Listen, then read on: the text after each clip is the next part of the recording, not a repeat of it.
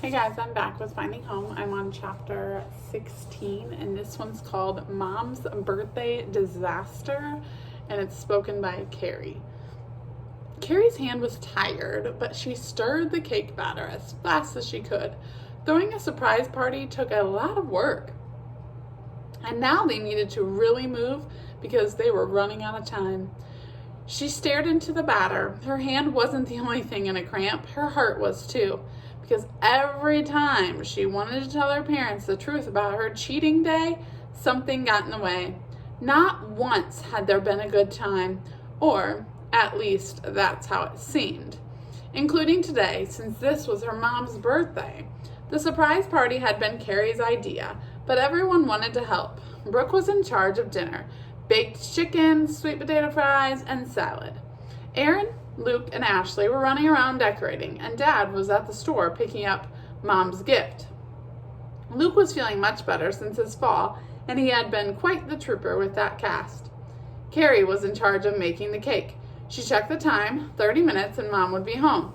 Their mother's friend, Miss Elaine, had taken her shopping. Miss Elaine was in on the surprise. She was providing the perfect distraction so the kids could pull this party together.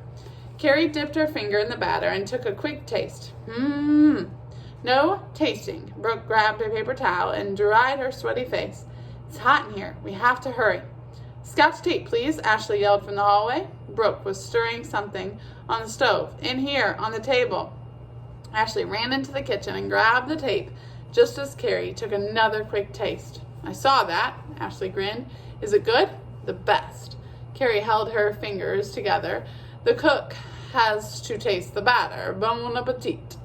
I agree. Ashley came closer and stared at the cake batter, because bon appetit means you have a better appetite if the food has no bones. She looked confident about this, like cake. No, Brooke glanced at Ashley as she checked the chicken and sweet potatoes. Bon appetit means you hope the meal tastes good. Amazing. Carrie looked over her shoulder at Brooke. How did you know so much? Experience. She closed the oven door because I'm in 8th grade. Understandable. Ashley raced back to the front door. I hope the tape works. The banner won't stay up. Brooke turned to Carrie. When's Dad coming back? Any minute. Carrie laughed. The craziness was kind of fun. I can't wait to see the gift. The kids had chipped in their money to get Mom an orange and black striped cat clock for the living room wall. A few weeks ago, Carrie had been shopping with Mom when they spotted the clock. Carrie thought it was the cutest thing ever, and Mom agreed. Yes, she smiled, it's very cute. That had settled it. The clock was the perfect birthday gift. The cake was ready for the oven. Carrie opened one cupboard, then another, but the pans were nowhere. Help! She yelled. Anyone know where the cake pan is? Ashley ran with the banner and tape back down the hall. Next to the fridge, she sounded frantic. I need thumbtacks for this thing. Carrie found the pan, greased it, and filled it with cake batter. Brooke, can I put the cake in the oven? The chicken and sweet potatoes are taking all the space. Hold on, I'm helping Ashley with the banner. After a minute, Brooke ran back into the kitchen and opened the oven door. Use the highest rack. She gave Carrie a quick look. Just watch so it doesn't burn. Okay. Carrie took hold of the full pan and moved with slow steps to the oven. Careful, she told herself. No time for spills. Slowly, she slid the pan and shut the door. Just then, Dad hurried in from the garage. Cat clock, mission accomplished. He sounded as excited as the kids.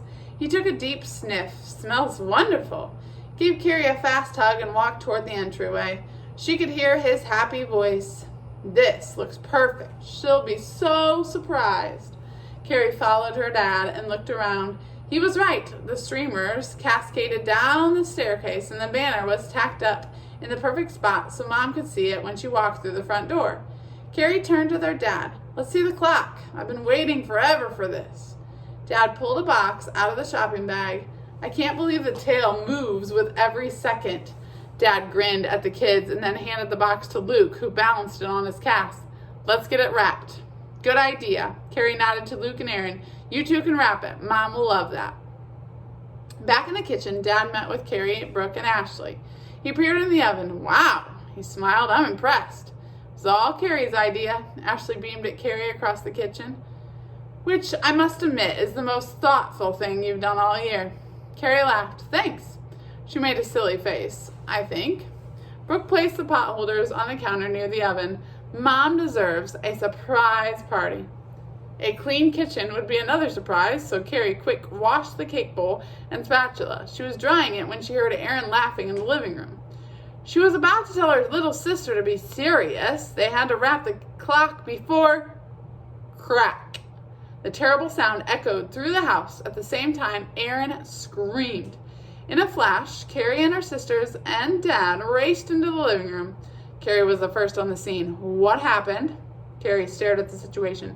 Erin, the youngest Baxter girl, was standing smack in the middle of the cat box. Sorry, she tiptoed out of the mess. I was dancing with Luke and I tripped. No. Carrie's word was more of a cry. Not the cat clock. She dropped to the floor and pulled the damaged box close. Brooke helped her open it, and then, with much caution, Carrie pulled the cat clock out. Oh no. The tail was missing. Carrie dug around the box and pulled it out in 3 pieces. I can't believe this. Dad put his hand on the top of her head. Erin's sorry. He peered at the broken cat clock. I think we can fix it. Luke shook his head. I don't think so. All of our allowance money. Ashley shook her head, smashed by a single foot. Erin covered her face and ran to the sofa. I'm so sorry. She curled up in a ball. Kids, their dad gave them a warning look. Erin didn't mean to break the cat clock. He walked over and sat on the sofa beside her and put his hand on her back. Let's not hurt her feelings. He had a point. Carrie felt bad. She shouldn't care more about the cat's tail than Erin's feelings. She joined Dad on the sofa, and Brooke and Ashley and Luke did the same thing. They all patted Erin's head and shoulders.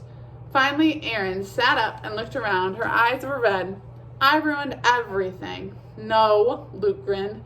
Mom will still like it. He looked back at the broken pieces on the floor. Now it's one of a kind. And we still had the decorations and the dinner, Dad said. Brooke made the best beep, beep, beep. A shrill siren cut through the entire house. Dad was on his feet, racing for the kitchen. Something is burning. My chicken! Brooke screamed as she ran off. Save the fries! Luke yelled back. Carrie and the others followed, and when they rounded the corner into the kitchen, they all froze. Smoke billowed out of the oven door like from a chimney. Brooke waved her hand in front of her face and coughed. Quick, somebody open a window. Open the door, Dad yelled above the noise of the alarm. He motioned to Ashley and all the windows. Smoke filled the whole kitchen and the alarm was still screeching through the house. I'm out of here. Luke grabbed the tape and ran back toward the living room. Carrie couldn't believe it. How had everything gone so wrong? The surprise party was ruined. Should we call the fire department? There's no fire. Brooke was waving off the smoke with a dish towel. It was the sweet potato fries. Everyone had to shout to be heard over the blaring siren. Honey, let me. Dad took over. He pulled out a tray and set it on the counter. Black, crispy pieces of ash sat where the sweet potato slices used to be. For a few seconds, he just stared at the smoky mess. Well, he looked at Carrie. We still have the chicken. Dad grabbed the chicken dish and set it on the counter. Carrie stared at it and shook her head. It looks like chicken jerky. Ashley waved her hand in front of her nose, and it smells terrible. Beep, beep, beep. Suddenly, Carrie gasped, my cake! The siren was so loud it hurt Carrie's ears. She wanted to rescue her cake, but her dad was on it. He pulled it from the oven, and Carrie felt her heart sink. No! The cake was fully black, like it had been frosted in ashes. Ashley squinted through the smoke. Maybe if we cut off a layer from the top and the sides? She placed her hands over her ears. Good thing we changed the batteries, huh, Dad? Yes, Ashley laughed. Good thing. Smoke was clearing a little. Dad climbed up on a chair and held the button in the center of the smoke detector.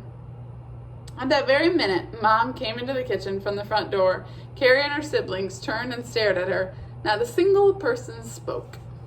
The alarm was still screaming through the house. Beep, beep. Just then, Dad got the noise to stop, and everything went silent. Mom covered her mouth, apparently speechless. Surprise! Carrie broke the deafening post-alarm silence. She held up her hands and let them fall to her sides. Happy birthday! Mom's smile took up her whole face. I can't believe this. She coughed a few times. You kids are amazing. She held out her arms, and Carrie and the others ran to her. The group hug lasted a long while. Yes, Dad coughed and shook his head. It's been quite the exciting afternoon. Ashley stepped back. Did you see our decorations? They didn't catch on fire. She took their mom's hand. Come on. Carrie and the others followed. When they reached the foyer, Mom gasped as she looked around. Carrie managed a weak smile. The decorations were still pretty wonderful. Their mom was circling the foyer. This is incredible. I didn't really look before. She grinned at each of them. I sort of ran through because I thought the house was on fire. Yes, Ashley nodded. That would be a distraction, definitely. This is just... Mom's eyes looked damp, like she might cry. So thoughtful of you kids. Ashley pointed at Carrie. It was her idea. She linked arms with Carrie and then Brooke and Aaron, but we all pitched in. You kids mean the world to me. I feel so special. She looked at Dad. Where's Luke? Here. He came running into the entryway. In his hands was a strange-shaped wrapped gift. Carrie put her hand to her face. Luke hadn't used the box, probably because it was crushed. She lowered her hand and grinned at him. Her brother had at least tried. Thanks, Luke. Luke held the gift to their mom. This is for you. He had tape stuck to his cheek and arm, but he had never looked more joyful. Happy birthday. What's this? Their mom took the package. She led the group back to the living room where she sat in the nearest chair. I had no idea. This was the moment Carrie had waited for. Maybe Luke had found a way to fix it. She held her breath while Mom unwrapped the gift. All of a sudden, their mom's eyes got very big. Okay, wow. She looked speechless. A cat clock.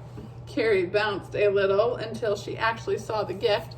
It was covered in Scotch tape. She felt her enthusiasm disappear like the smoke in the kitchen. It's the one you said was cute. Her smile felt like it was struggling. Remember? Yes, Mom gave a few slow nods. Certainly do. She lifted it, and as she did, the tail fell off. It's broken, Luke shrugged. I tried to fix it. I can maybe make it work again. Ashley put her arm on her mother's shoulder. You know, Mom, I'm a pretty good, handy girl. I can fix anything. Ashley sent a grin to her father. Right, Dad? Dad winked at her. Right. Mom giggled. Well, then, perfect. She pulled Carrie close. I love it, sweetheart. So considerate of you. She looked at the others, all of you. The dinner, on the other hand, Brooke took her mom's hand, cannot be fixed. I figured. Mom was still laughing. It doesn't matter. This is the best birthday surprise. Dad decided they would all go to Tradewinds in downtown Bloomington, Mom's favorite restaurant. Mom ordered chicken in honor of Brooke's choice for dinner. Carrie thought that was a nice touch. While they ate, Mom told them about a special birthday memory. When I turned 10, I got my first pair of roller skates. I still remember the wind in my face as I raced around the neighborhood that day. For a minute, yesterday shone in her eyes. Then she smiled big. But this birthday is my favorite. I love you all so much. She looked around the table, happy tears in her eyes. We love you too. Carrie slid closer to her mother. You're the best mom we ever had. And the only one. Mom's tone was sweet, and her smile became a quiet laugh. Thank you, she kissed Carrie's head. You're the best kids I've ever had. After dinner, Dad had an idea. Let's go across the street for ice cream. Yes, the others were on their feet, walking with Dad. All at once, Carrie saw her opportunity. Dad, she called after him, I need to talk to Mom. We'll be there in a few minutes. Dad looked back at her. Okay, he waved. Don't take too long. When he was gone, Carrie turned to her mom. I'm glad you liked the decorations. So at least there was one good thing about today. With every word, Carrie became more certain. This was finally the time to tell her mom about the truth. What do you mean? Mom looked confused. The whole day has been perfect. Not the whole day. Not this part, Carrie sighed. I have to tell you something. Her heart began to pound. I wanted to wait for a day that wasn't your birthday, but... Tears filled her eyes. I can't take it anymore. It's okay, honey. Her mother patted her back. Slow down. What happened? Carrie took a deep breath. How could she have waited so long to say this? She could feel the words building, and suddenly the story began to pour out. So, a few weeks ago, we had a history quiz. Only I never really read the chapters. You didn't? Mom sounded concerned. No, Carrie felt sick to her stomach. This talk was harder than she thought. So, she squeezed her eyes shut. I cheated. I stole the answers, Mom. Carrie's eyes blinked open. I looked at a boy's paper next to me, so I would get an A.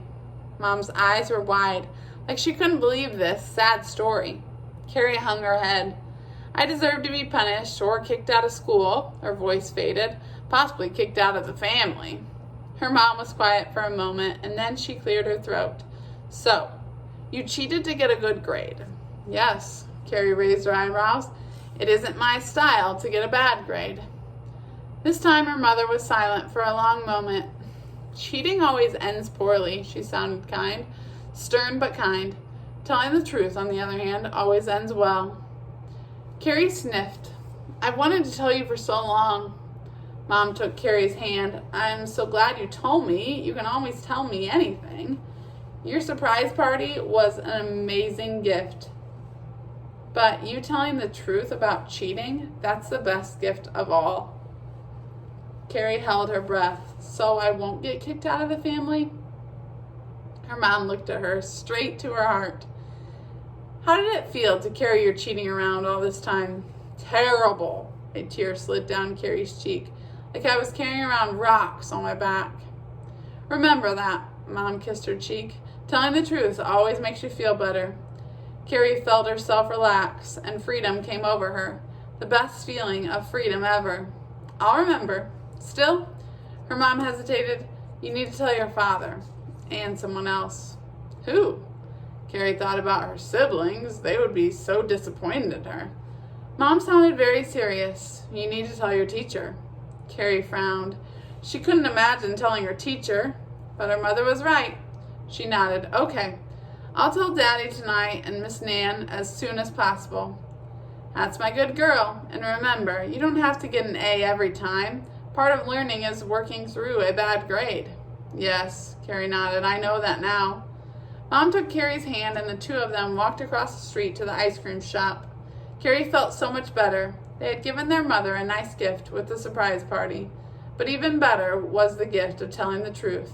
And now, for the first time since she cheated, Carrie felt light on her feet, which made sense. The rocks were finally gone. That was the end of chapter 16.